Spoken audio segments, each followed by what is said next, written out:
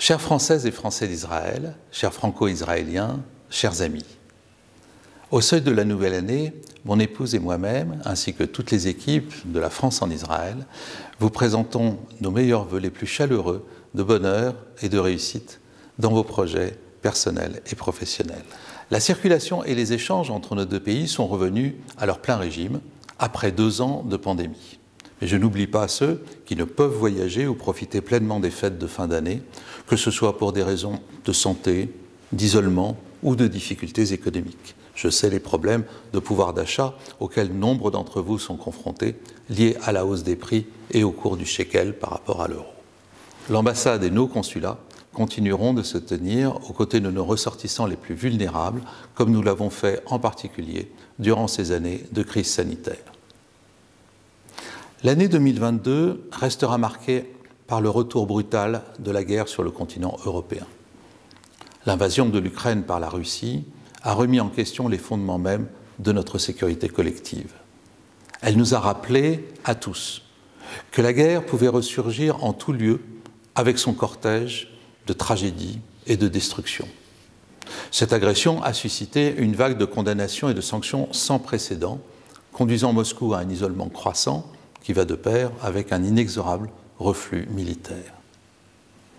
Présidente du Conseil de l'Union européenne durant le premier semestre 2022, la France a œuvré à ce que les Européens répondent à cette guerre par la fermeté, l'unité et la solidarité sans condition avec le peuple ukrainien. Aux côtés de ses partenaires, la France poursuivra son soutien à l'Ukraine jusqu'à la pleine restauration de son intégrité territoriale. D'autres tensions nous concernent directement, en particulier la menace iranienne qui déstabilise l'ensemble du Moyen-Orient. Avec tous nos partenaires et alliés, nous travaillons à y mettre un terme, notamment pour que l'Iran ne puisse jamais acquérir l'arme nucléaire. Mais la région a connu et connaît aussi des dynamiques positives. Je pense aux nombreux développements des accords d'Abraham qui continuent de changer positivement la perception d'Israël dans le monde arabe et l'image des pays arabes en Israël. Je pense aussi à la délimitation de la frontière maritime entre le Liban et Israël. La France a contribué activement à la conclusion de cet accord de stabilisation dont on ne peut que se réjouir.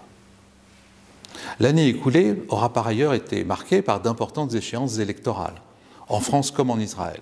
Je salue à cet égard nos compatriotes qui ont accompli leur devoir de citoyen en votant au scrutin présidentiel et législatif et pris ainsi part à la vie démocratique de notre pays. Également invités à se rendre aux urnes, les électeurs israéliens ont choisi l'alternance portée par Benyamin Netanyahou, que le président Emmanuel Macron a félicité dès novembre dernier. 2022 aura enfin vu le développement de partenariats nouveaux sur le plan bilatéral. Cela va des projets d'infrastructure, en particulier le transport ferroviaire avec Aegis et Alstom, à la production d'énergie solaire avec EDF, en passant par le commerce courant avec le développement de Decathlon et l'arrivée de Carrefour qui a fait grand bruit avec un impact déjà perceptible sur le prix de certains produits de base.